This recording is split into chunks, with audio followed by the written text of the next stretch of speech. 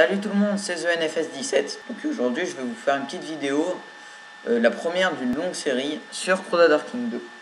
Alors aujourd'hui je vais pas vous présenter beaucoup de gameplay, ce sera surtout une vidéo explicative, car c'est un jeu très compliqué.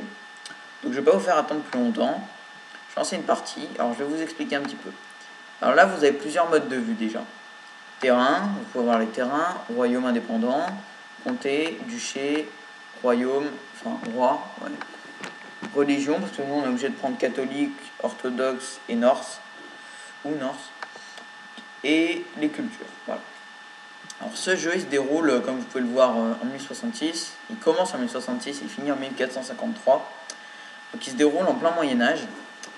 Donc dans ce jeu vous allez incarner un duc, un comte, un roi ou un empereur, et vous allez essayer de faire perdurer votre dynastie à la tête de ce que vous possédez, de vos possessions donc. Et ça va être l'objectif du jeu, aussi d'agrandir son territoire, conquérir des nouveaux royaumes, tout ça. Donc au début, pour vous montrer un petit peu, pour vous expliquer un peu comment marche le jeu, eh bien je comptais vous faire un... Au début je comptais prendre un roi, mais je trouvais ça un petit peu, pas un petit peu facile, mais ouais quand même. Du coup je vais prendre quelque chose d'un peu plus compliqué. Je vais commencer en me mettant duc. Donc je vais mettre duc de... Alors je vais mettre duc en France. Duc de quoi Duc de Normandie, tiens. Voilà, je vais commencer avec lui, duc William le Bâtard. Attendez, parce que lui je crois qu'il est déjà en guerre. Ouais. Ouais, bon allez, je vais prendre lui. Je vais prendre duc William le Bâtard. Donc quoique... Ouais, il est déjà en guerre, je vais pas pouvoir vous montrer une partie normale dans ce cas-là. Qu'est-ce que je prends? Là, je prends le duc de Bourgogne. Tiens. Lui, il est assez simple. Voilà, donc comme je le disais, je vais surtout expliquer, mais je vais expliquer un peu en jouant. Donc déjà, bon, je vais poser un peu les bases. Là, en haut à gauche, vous voyez mon personnage. Quand vous cliquez dessus, vous pouvez voir mes vassaux, qui sont des gens sous mes ordres, qui possèdent des territoires que je leur ai confiés, qui doivent me protéger, et en échange de ma protection. Donc en fait, on se protège mutuellement. Ça, c'est ma cour, bon, c'est pas très important. Mes alliés, alors quand le nom est en vert, ça veut dire que je peux former des alliés, enfin, je peux les appeler à la guerre plutôt. Et quand c'est en rouge, ils servent à rien en fait. Et abroad, c'est les gens de ma dynastie qui sont à l'étranger. Donc moi, on peut voir que je suis à l'étranger. Donc quand je fais clic droit sur mon personnage, je peux aller dans diplomatie ou dans aller au personnage. Quand j'appuie là-dessus, je peux aller jusqu'à mon personnage et je vois que je suis à Paris. Ça déplace jusqu'à Paris. Donc voilà, je suis à la cour de Melun, Paris. Alors là, on peut voir mon suzerain, le roi de France. Et voilà, je suis pas tout en bas de l'échelle, mais je suis pas tout en haut non plus. Je suis au milieu, quoi. Alors là, je peux choisir une ambition ou un complot. Quand je clique dessus, j'ai... Alors, parce que les ambitions et les complots, ça augmente vos statistiques qui servent à quelques petites choses que je vous expliquerai par la suite. Donc, je peux tuer des gens. Pour l'instant, je vois pas trop l'intérêt de tuer... je peux tuer des gens, voilà, mais je vois pas trop l'intérêt, ça sert pas à rien. Pour l'instant, je vais rien choisir, je vais attendre de voir. Donc là, il y a mes lois. Loi de succession, Gavelkin, ça veut dire que c'est mon aîné qui hérite. Et... Alors c'est l'aîné qui hérite, mais qui hérite du titre principal, mais les autres héritent des autres titres. Ça veut dire qu'en fait, l'aîné, il va devenir le suzerain de eux, qui deviendront ses vassaux. Sauf si je possède plusieurs titres égaux. Dans ce cas-là, ils vont tous prendre leur indépendance par rapport aux autres. Agnatique cognatique, ça veut dire que alors déjà, je peux avoir un territoire 30% plus grand. Parce qu'il y a une limite de territoire qu'on peut posséder. Si on en possède trop, vous voyez cette limite en haut à droite. Si on en possède trop, vos vassaux ont des malus d'opinion. Ce qui est assez contraignant.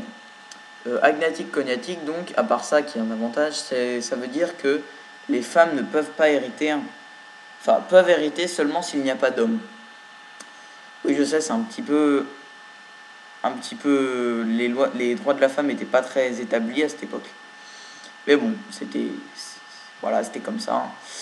Là, bon, je peux changer ça, je peux mettre en agnatique. Alors là, ils peuvent hériter comme les hommes, je crois. Mais bon, pour l'instant, c'est bien comme ça, parce que quand on change ces lois-là, ils vous en veulent vraiment beaucoup. Ça, ce sont les taxes, bon, les troupes que mes vassaux doivent me donner, les troupes et les taxes que doivent me donner les villes, l'église, bref. Ça, vous comprenez. Technologie, c'est les technologies dans lesquelles me lance. Donc moi, je prends armure légère, taxe de l'église et coutume religieuse. Donc là, je peux voir mes armées. Bon, on peut voir que j'en ai pas vraiment beaucoup. Et là, on voit tous mes vassaux qui me donnent des troupes. On peut voir qu'ils ne me donnent pas vraiment beaucoup. C'est à cause de mes lois qui ne les contraignent pas à m'en donner une grande partie. Ne vous inquiétez pas, je vais changer ça. Diplomatie, c'est la dernière personne dans laquelle vous êtes allé dans cette diplomatie. Religion, c'est l'opinion que le pape il a de vous. Ça, c'est très important parce que si le pape ne vous aime pas, il peut vous excommunier à la demande de quelqu'un. Et dans ce cas-là, vous vous ferez haïr et attaquer un peu de partout. Parce qu'ils n'auront plus besoin d'un casus belli pour vous attaquer. En parlant de casus belli, ça c'est pour les guerres, il y en a peut-être qui ne sauront pas ce que c'est. C'est tout simple, en fait, c'est que pour faire une guerre, il faut avoir une raison, une revendication, un lien familial ou quelque chose. Ça s'appelle un casus belli, voilà. C'est-à-dire qu'on ne peut pas faire la guerre à n'importe qui. Je précise qu'on peut faire la guerre à tous les gens qui ne sont pas de la même religion.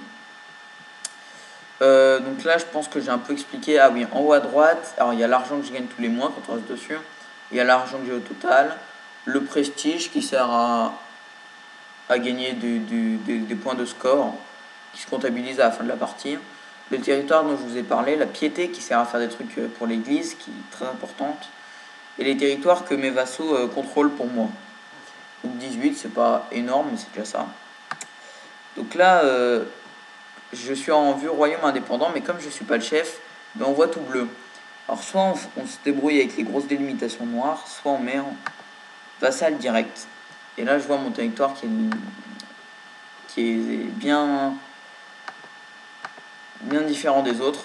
Voilà. Donc là, ouais. Alors moi, mon objectif, ça va être de créer, parce que je vais me donner un objectif pour cette partie.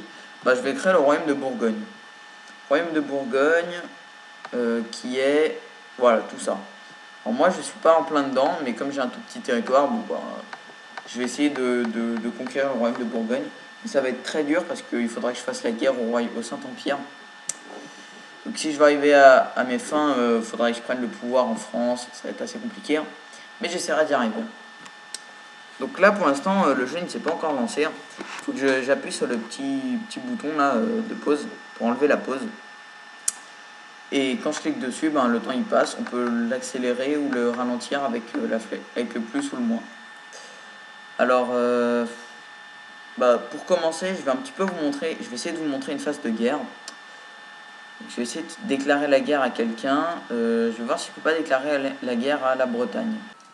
Alors, on ne peut pas déclarer la guerre à des gens qui ne sont pas indépendants, donc il faut déclarer la guerre au chef un peu. Donc là, non, je ne peux pas lui déclarer la guerre, j'ai pas de casus belli. Comme la Bretagne, c'est pas très puissant, on peut voir leurs troupes en cliquant là. Voilà. Je peux voir qu'il a quand même 2200 troupes. Même si j'en ai beaucoup moins, c'est pas énorme parce qu'en augmentant un petit peu les lois, j'arriverai assez facilement jusque là. Donc je vais essayer de marier ma famille. Enfin, je vais voir ça. Alors, marier mon héritier. Alors lui, il est déjà marié à Simeon de Barcelone. Qu'est-ce que c'est? Duc de Barcelone, d'accord. Donc ça, c'est pour Barcelone qui est tout petit. Alors oui, donc il faut savoir que dans ce jeu-là, on peut faire absolument... Enfin, c'est pas linéaire du tout. Hein. Vous faites ce que vous voulez, il n'y a pas d'aventure. Il y a des petits objectifs que vous pouvez vous fixer ou par le biais des ambitions. Mais sinon, vous êtes assez libre, en fait, ce que vous voulez. Duc de Barcelone, son héritier c'est... Ouais.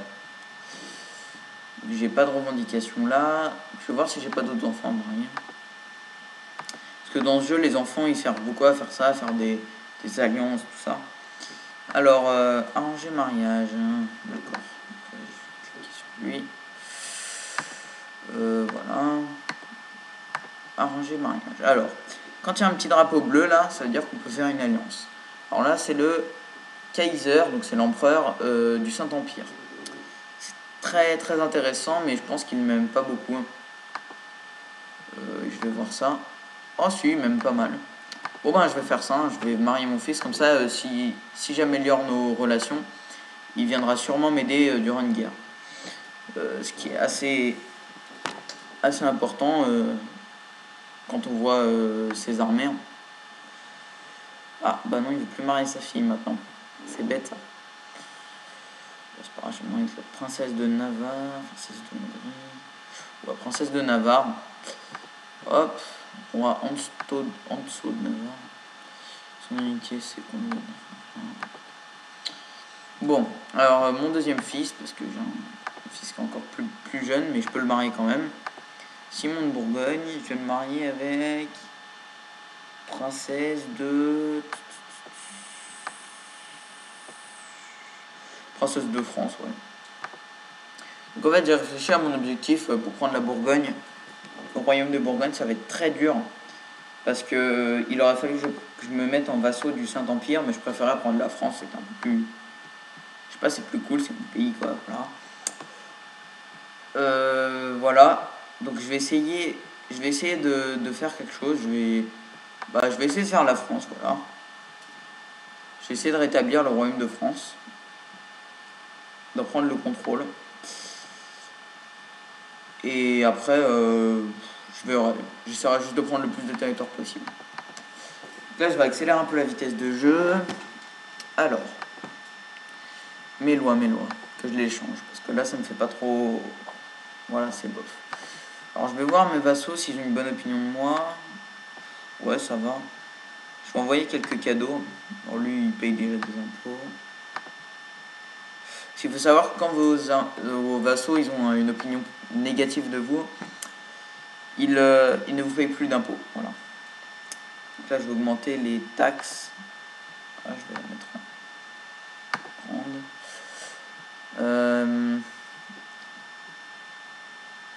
Voilà, comme ça on voit mieux.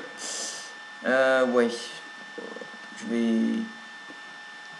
Alors là, il y a mon conseil que je peux envoyer faire des tâches. Alors lui, je vais améliorer les relations avec...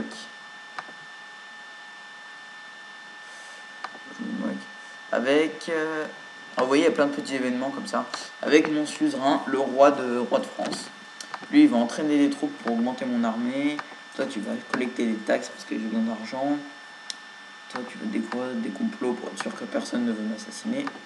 Toi, tu vas améliorer la relation avec le pape. Qui m'aime déjà beaucoup, mais bon. Ah oui, alors je peux éduquer des gens, des enfants. Ah bah tiens, je peux marier ma fille au roi de France. Oh, ça sert à rien, mais ça peut être cool. Duc de Savoie, duc d'Anjou, d'Arménie. Bon, je verrai ça, je vais voir. Alors, je peux les éduquer. Parce que oui, il y a un système de stats. Ici, là.